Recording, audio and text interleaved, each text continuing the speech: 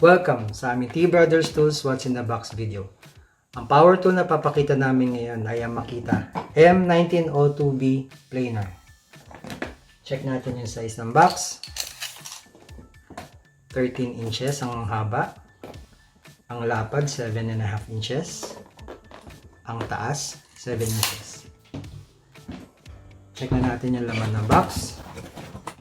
Manual, warranty card, gauge base, sharpening holder, edge fence. Ito na yun.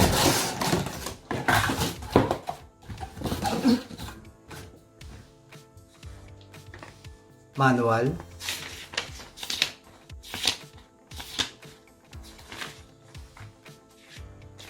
Warranty card.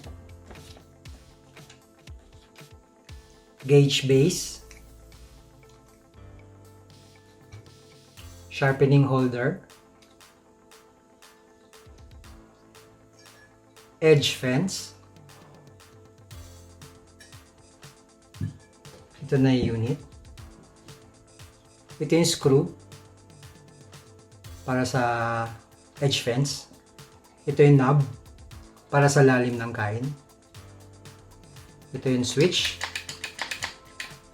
Lock ng switch. Ito yung Allen wrench para sa pagtanggal at kabit ng talim.